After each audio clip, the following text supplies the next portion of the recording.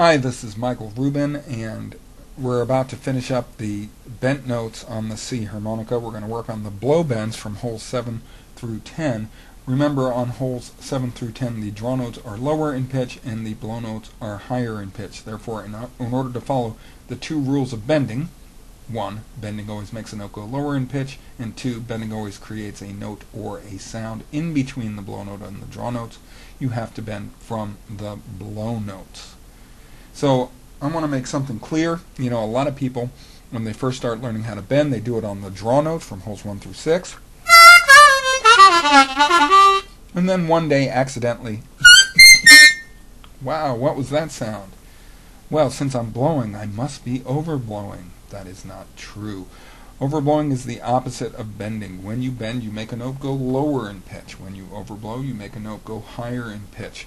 So that sound on 9 blow, high-low, is going lower in pitch. That is bending. For example, let's do 4 blow on a C harp. Low, high. That's overblowing. We'll get to that later. So, holes 7 through 10 on a C harp. Hole number 7 blow is what? C, E, G, C, E, G, C. 7 blow is C. 7 draw is doggone, big, Dallas, Fort Worth Airport, big, B. Here is C on the keyboard to the left of the 2 black keys. Here is B on the keyboard to the right of the 2 black keys. Is there a black key in between B and C? Remember, there is no black key between E and F and B and C. So no. Therefore, there is no note to bend to in between the blow note and the draw note. And yet, you can make a sound. Here it is. See, it's going lower. But I'm going to continue blow, bend, then draw. You'll see it continues to go lower. High, low, lowest. Therefore, that sound is called a quarter tone. It is in between the C note and the B note. It is not on the keyboard. Now, this is similar to 5 draw, but for some reason 5 draw has been really embraced in the harmonica community, whereas 7 blow, not so much. There is an example of 7 blow bend in Boogie On Reggae Woman by Stevie Wonder. There is also, I like the work of Mitch Kashmar. He does high note blow bends, and first position, the Jimmy Reed kind of stuff, and he will often do a bend vibrato on 7 blow. So a vibrato includes a pitch differentiation. So when he's doing 7 blow and puts that vibrato sound, it does a little bit of the quarter tone, and it's a pretty cool sound. 8 blow is what? C, E, G, C, E, G, C, E.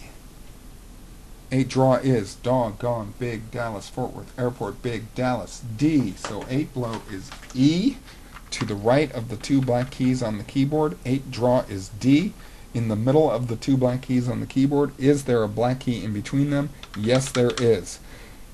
So that is called E flat or D sharp. So 8 blow is E, 8 bend is D, E flat or D sharp, and 8 draw is D.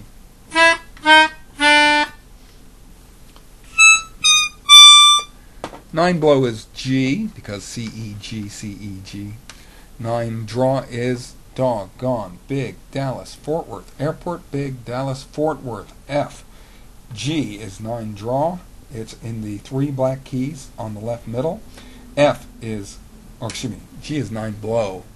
F is 9 draw. It's to the left of the 3 black keys. Is there a black key in between? Yes, there is. G flat or F sharp. So 9 blow is G, 9 blow bend is G flat, and 9 draw is F.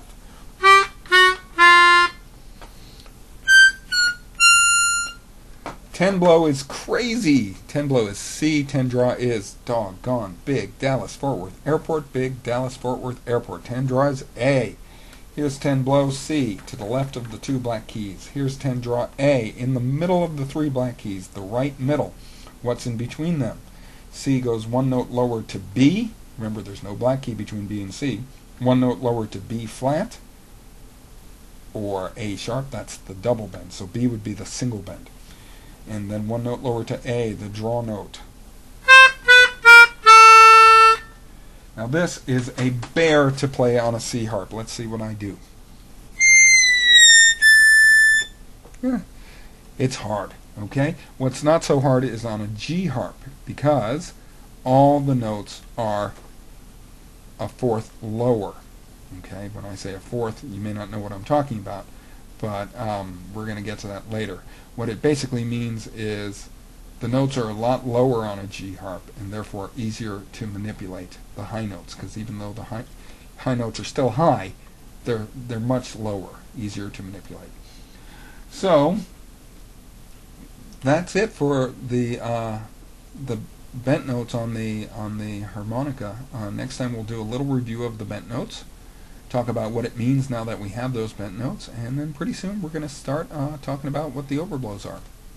Thanks very much.